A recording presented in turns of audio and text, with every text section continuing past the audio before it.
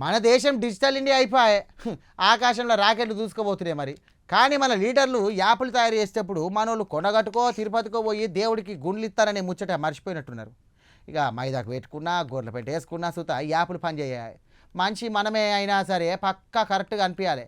సీదా సీదా please sir అంటే నడవదిగా. యాప్కు పర్ఫెక్ట్ ఉండాలి. పాపం ఈ యాప్ గాళ్ళకు ఎంత తిప్పలు తెచ్చిర్రో చూసిర్రా. చూడురు ఎంత తిప్పలు తెచ్చిందో చూడరు మరి.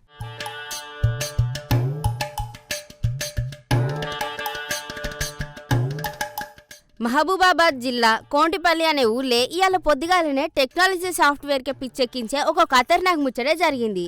సెంట్రల్ సర్కార్ తెచ్చిన ఫేస్ రికగ్నిషన్ యాప్ మన కూలీల ముఖాలతోటి ఎట్లా ఫుట్బాల్ ఆడుతున్నట్టున్నదంటే, ఈ ఉపాధి హామీ కూలీల పనులకు రాగానే ఫోన్లల్లో వాళ్ళ అందమైన ముఖాలు చూపిస్తేనే హాజరు పడుతుంది. ఐఫోన్కి ఫేస్ లాక్ ఉన్నట్టు మన కొమటిపల్లి కూలీల అటెండెన్స్కి ఫేస్ యాప్ పెట్టిండ్రు అధికారులు. పొద్దుగాల ఎప్పుడొచ్చినట్టే కూలీలు పనులకు వచ్చిండ్రు.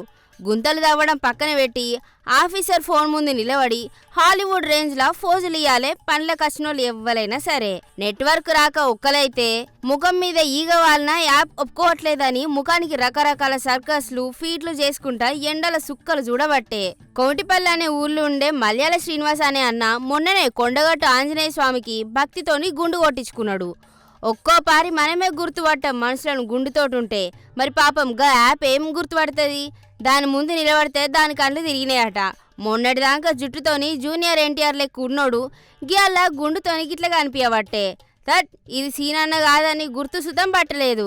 కళ్ళు పెద్దగా చేసినా నేనే అని చేతులూపినా నువ్వు ఎవరు నాకు తెలియదు నడటు అన్నదట.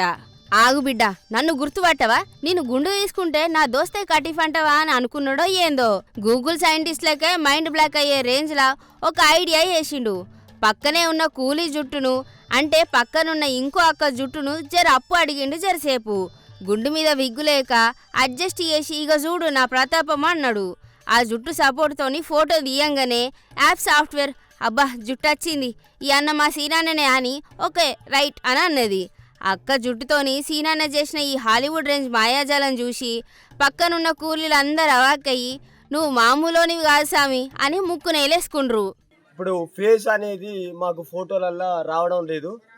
ఫోటోలో ఎందుకంటే మేము మొక్కుబళ్ళకని దేవుళ్ళ కాడికి వెళ్తే ఆ గుండు చేపించుకోవడం అవుతుంది, మా మొక్కుబళ్ళు ఒప్పు చెప్పుకోవడం అవుతుంది. ఇదంతా జరుగుతుంది. ఏదో ఎండాకాలం అని ఇప్పుడు ఏదో పని ఉండదని గ్రామంలో ఏంటంటే ఇప్పుడు ఎండాకాలం కదా మాకు గుండు ఉన్నదనే చేత ఏం జరుగుతుందంటే మాకు ఫేసు మేము తిరుపతి మొక్కు ఉపయోగపడడం వల్ల మాకు ఇక్కడ ఉపాధి హామీ పథకం వల్ల మాకు పేరు రావడం వల్ల మేము పోయి పని చేస్తే మా ఫేస్ పడడం అయితే ఫేస్ పడతలేదు. ఫేస్ ఒకటి పడతలేదు.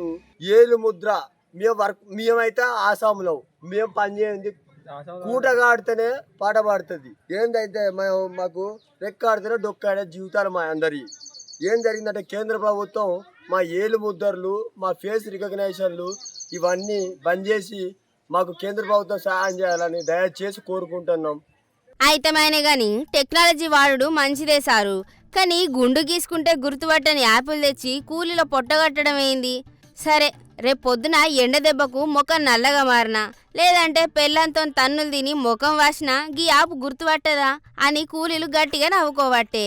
ఇప్పటికైనా అధికారులు స్పందించి గుండ్లు గీసుకునే భక్తుల కోసం యాప్ల గుండు ఆప్షన్ ఏమన్నా పెడతారో లేకుంటే కూలీలందరికీ ఫ్రీగా విగ్గులిస్తారో చూడాలి. డిజిటల్ ఇండియా పుణ్యమా అని అటెండెన్స్ వాడాలంటే పక్కోడి జుట్టు అప్పు తెచ్చుకోవాల్సిన పరిస్థితి వచ్చింది. రేపు పొద్దున తిరుపతి పోయి వచ్చేటోళ్ళు జర ఒక విగ్గు కూడా కొనుక్కొని ఉపాధి పనులకు ఓన్రుల్లా, లేకపోతే పనిచేసిన పాయిదాలేని రోజులు వస్తాయి. మరి చెప్పేది చెప్పినాం అటెన్క మీ ఇట్టం మరి ఏమంటాను.